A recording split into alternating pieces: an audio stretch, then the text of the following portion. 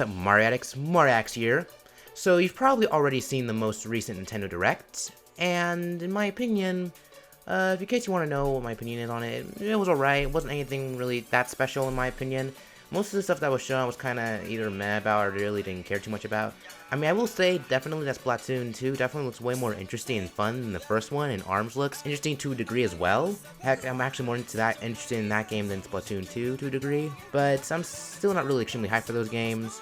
So yeah, but I will say the thing that honestly really did catch my attention was when they showed off some classic Sonic gameplay for the new game Sonic Forces.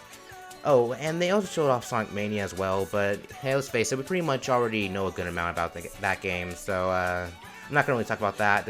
I'm really gonna focus on Sonic Forces here. After looking at it, it honestly made me feel a lot of things.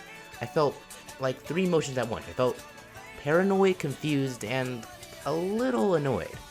And yes, I know it's only 12 seconds of gameplay before anybody tells me that, and I know it's still in beta, but that really still doesn't excuse certain things that I know Sega did with this. First off, I just never understood why Sega felt, I don't know why they felt the need to incorporate Green Hill Zone yet again in another Sonic game. I mean, by now you would think that Sega would be tired of Green Hill themselves, yet here they are playing it in yet another Sonic game for like the who knows how many time. I mean, seriously, I mean, why can't they give Emerald Hill some love, or even better, Angel Island? I mean, honestly, Angel Island's only appeared like, what, twice in like 2 Sonic games, and that's about it? I mean, as a stage anyway, so I don't know why they can't just give Angel Island some love or something like that, or just some other stage that isn't Green Hill. And also, for some strange reason, the water got replaced with sand of all things. I don't know if that has something to do with the plots, or if it's there to make it more original, but honestly, the thing that surprised me the most, however, were the visuals. I mean, okay, look, what in the world happened here? Why does Green Hill look so freaking plain?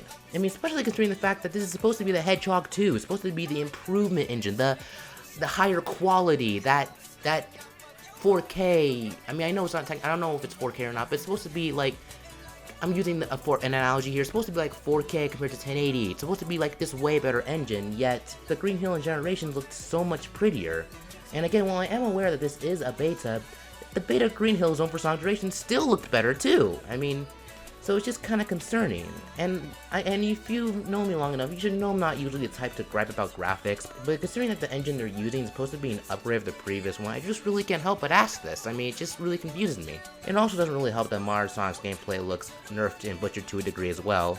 I'm not a fan of how the Wisps are once again your boost source. I really hate that in Colors because I just feel I feel in a way it's kind of like telling you when you can go fast and when you can't. And not only that, but his gameplay just generally, like Modern Sonic's gameplay generally just looked a little too simple for me. But honestly, right now I'm more concerned about Classic Sonic stages and gameplay though, because, you know, I mean, if anything, I will say Classic Sonic generally she should be the type of Sonic who should get, like, you know, less linear gameplay, considering that his gameplay is more slow. But to be frank with you though, I am not hating on this game. I'm just kind of concerned on how this game will do, because so far it looks like we've gotten more red flags rather than blue ones.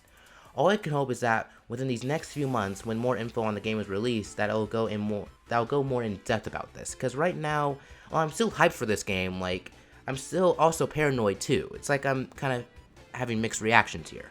But I still think the Sonic Forces might have a chance if the next batch of footage that Sega shows is more unique and also shows off brand new zones, because honestly, if there are a bunch of rehashed zones in this game, I am gonna be a little annoyed. Who am I kidding? I'm gonna be extremely annoyed, because it's like we already got Sonic Mania for that. But hopefully that won't be the case. And also I feel there'll be more hope that they show off more of that mysterious third character as well, because he looked fine, he looked interesting. I mean, I do want to see how his gameplay style is gonna be like, but anywho, that's just me. What do you guys think about this though? I mean, I'd love to hear your feedback on this topic. Do you believe Sonic Forces will succeed, or do you think it'll fail? I personally, again, I think it'll succeed. I'm really trying to stay on the positive side here, while also showing genuine concern, but that's just me. Anywho, what do you guys think? Let me know in the comments below. This is Mariax, sign off. Peace.